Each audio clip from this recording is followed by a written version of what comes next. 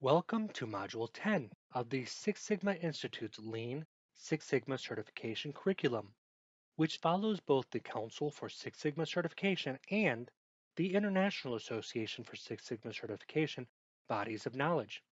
A full copy of the Council for Six Sigma Certification's Book of Knowledge can be downloaded from the course description section for free.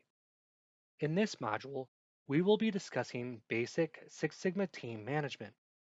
This module will take approximately 40 minutes to complete.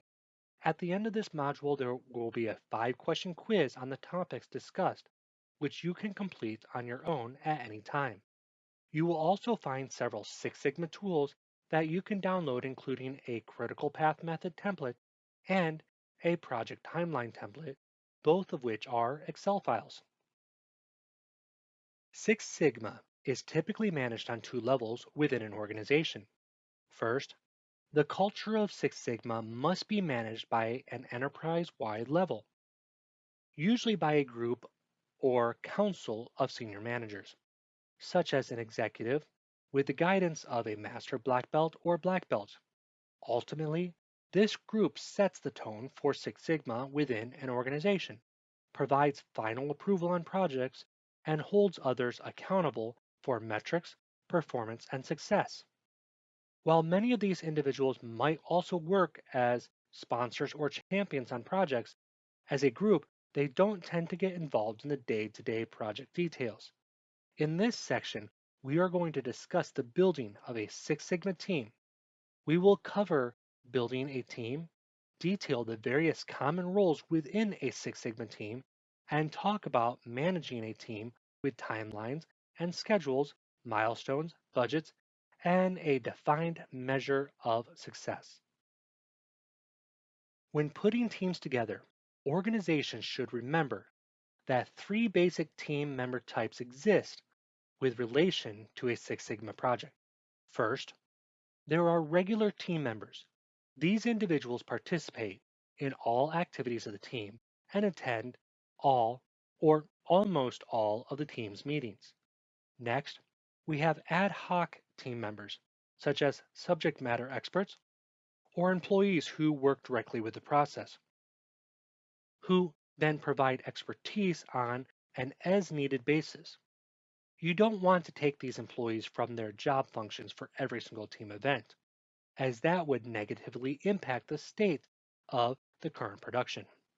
Then we have the resource team members, who are only included when the project team leader feels that they are needed. Resource team members such as accounting, human resources, or compliance may be needed from time to time to provide expert information, counsel, or help in assessing resources. Most Six Sigma process improvement teams are relatively small. 5 regular team members is considered a good number on average. Adding too many regular team members can create communication problems, make it difficult to manage brainstorming sessions, and cause burnout. When all of a company's Six Sigma teams are large, there's a good chance that team members are serving on multiple projects. While ad hoc or resource team members can serve several projects and handle their own work on a daily basis, regular team members should not be asked to serve on more than one team and handle their daily workloads. In fact, organizational leaders might want to consider reducing work requirements for the team members who are serving as full-time members on a project. Based on best practices, there are a number of different roles for team members in a Six Sigma initiative. Team leaders should not be overly rigid in ensuring that every team includes every one of these roles on every project. Experienced Six Sigma leaders and experts understand how to work within best practices while also creating unique team structures that are custom tailored to the project or process at hand. These roles include the sponsors and champions, the business or process owner, the Six Sigma leaders, project managers, timekeepers, scribes, and of course, regular team members. While it may seem as if there are a lot of different roles, in reality, many of these are overlapping and any member of the team may play one or more of these roles. In a small business, for example, the team leader may also be the only black belt in the organization who just happens to also be the owner and champion of the project. We have briefly touched on sponsors and champions previously. In most Six Sigma environments, these are the senior level leaders who oversee projects at the highest level. Even the black belt must report to the project sponsor or champion.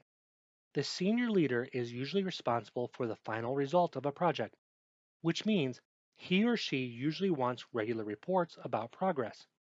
Sometimes, the sponsor or champion is the liaison between the team and the leadership council.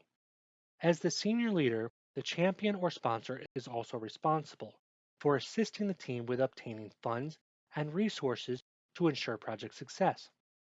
They also help to coach the team, particularly at the project charter stage. They locate resources, including support from other departments, money, equipment, time, and labor hours. And they even handle matters of politics within a corporate structure so that the team does not have to. The business or process owner is usually someone who is directly responsible for the process in a leadership capacity. Usually, the process owner is the person who is going to receive a solution implemented by a Six Sigma team once that solution is ready to be rolled out to all team members or used on a daily basis. Because of this, the process owner is usually included in the team because he or she must understand how and why any change is made. The process owner must also be familiar with methods of control that are created by the Six Sigma team, as he or she will become responsible for maintaining and monitoring those controls once the process is transitioned from a team environment to day-to-day production.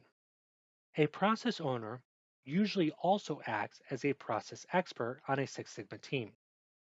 The process owner has insight into the existing process, understands the needs of the customers and employees related to the process, and might already have access to the data regarding the process. Most Six Sigma projects are led by black belts, although some organizations allow green belts to act as leaders on smaller projects. In most organizations, the black belt holds the primary responsibility for the work performed by a team and usually only works with one team or one project at a time. Best case scenarios let organizations align black belts with projects and areas they are already familiar with. Since black belt resources might be limited, this isn't always possible. Most certified black belts can bring Six Sigma methods to process improvements even in areas they aren't closely familiar with. In some cases, various managers or other individuals are certified black belts and can lead processes in addition to their regular responsibilities, although this can put an undue burden on employees and isn't always the best solution. Some organizations use traditional project management techniques alongside Six Sigma improvement methodologies. In these organizations, a project manager is usually assigned to a Six Sigma project. While structures vary by organization, the project manager does not usually lead the team. Instead, the project manager offers leader support to the black belt by keeping up with documentation and timelines, helping keep meetings on track, and ensuring items are followed up on after meetings. At first, you might think that adding a project manager to a team would cause a problem for black belts. But when the two roles work together, the black belt benefits. With a project manager worrying about timelines or whether the meeting is getting too far off track, a Six Sigma expert is free to concentrate on the brainstorming session or statistical analysis at hand. Now, not all Six Sigma teams use timekeepers, but they can help keep meetings on track, reduce the chance of scope creep, and increase the overall productivity. The timekeeper can be any person on the team who is not regularly engaged in leading meetings, brainstorming activities, or recording team activities and notes.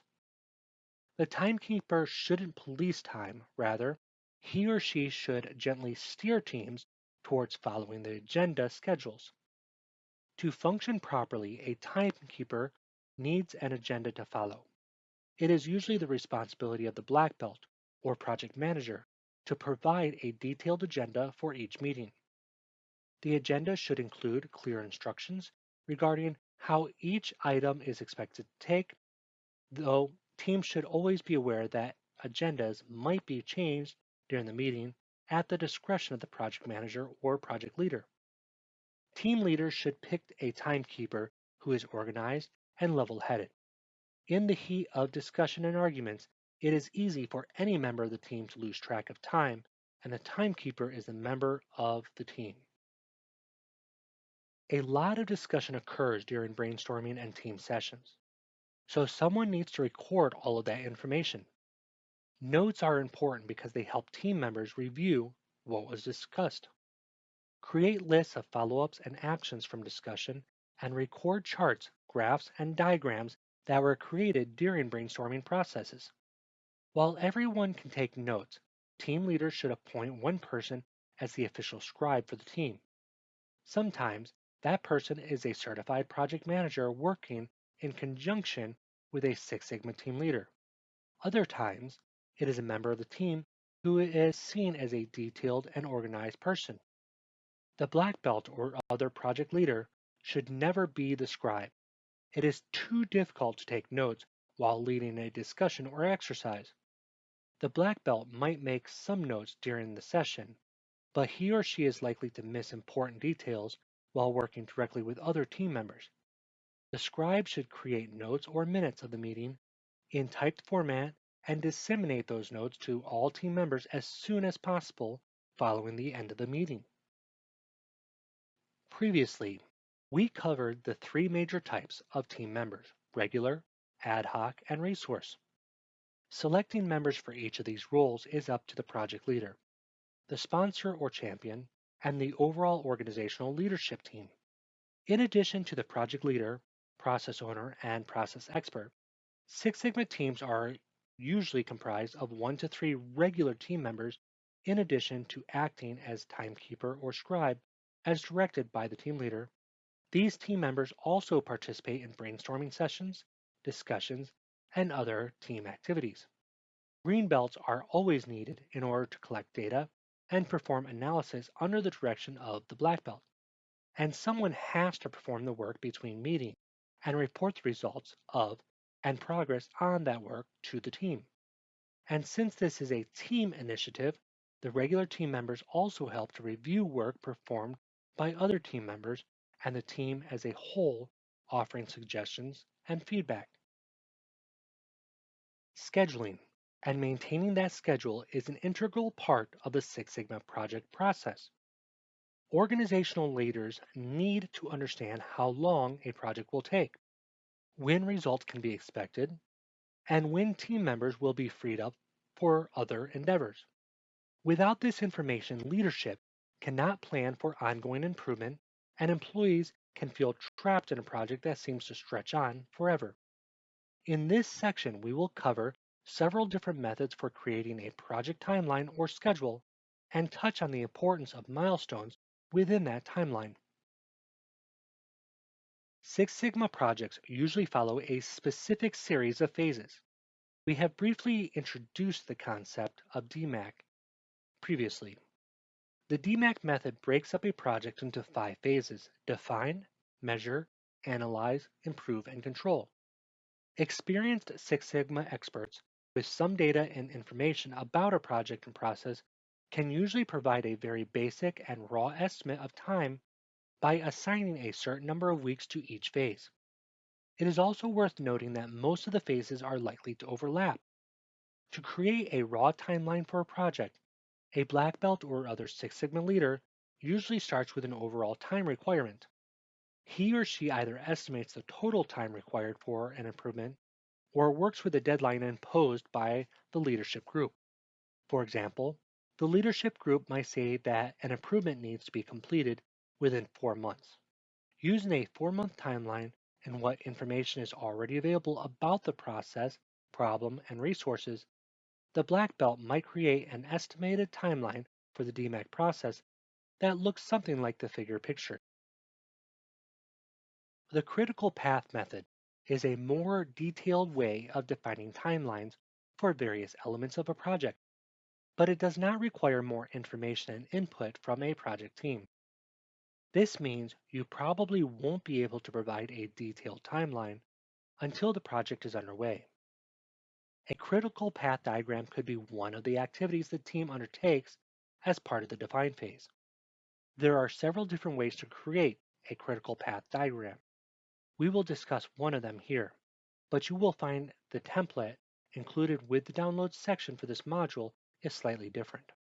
A critical path diagram can be created for the entire project or for each of the individual phases. It is used to break down the phases into individual tasks, groups, parallel tasks together, and provide you with the longest estimate for each of these segmented groups. A critical path diagram can be created for the entire project or for each phase of a project.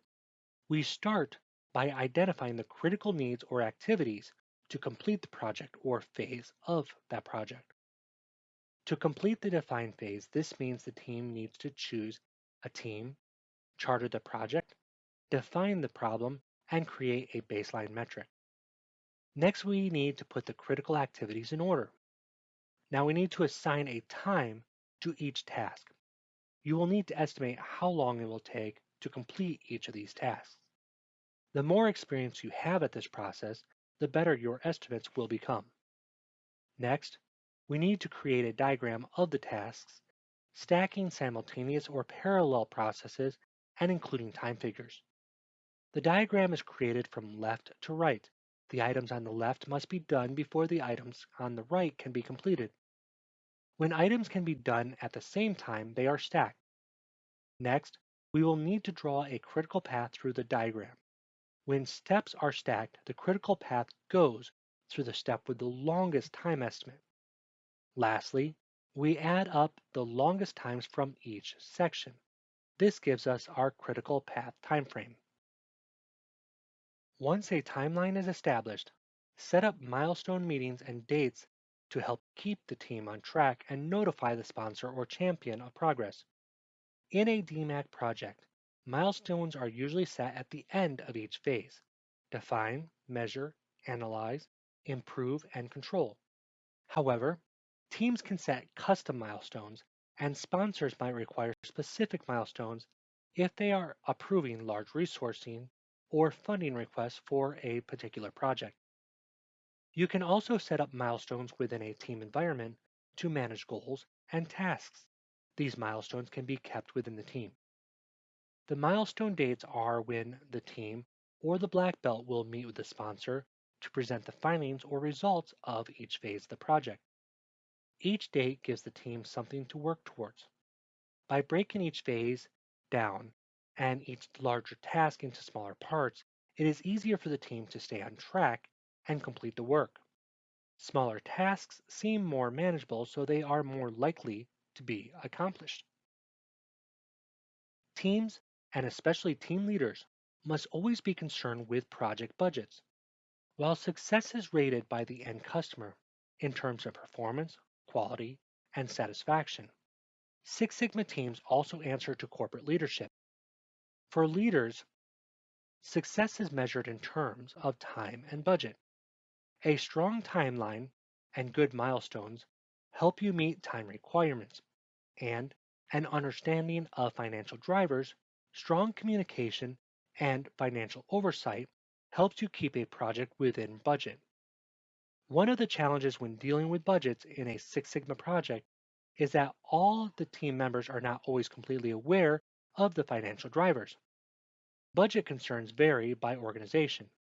In some organizations, leaders are most concerned with specific expenditures by a team, including expenses on new equipment, hiring new personnel, or purchasing new products or software, while some organizations take a more granular approach to project budgets. Six Sigma teams must create a well-defined measure of success. To best manage a Six Sigma project and team, leaders have to ensure all team members, leaders, and sponsors agree on what success means. If success isn't defined at all, the team risks scope creep and getting lost in a project that never seems to end. If success isn't well defined, teams risk concluding a project without satisfying the customer, sponsor, or all the team members.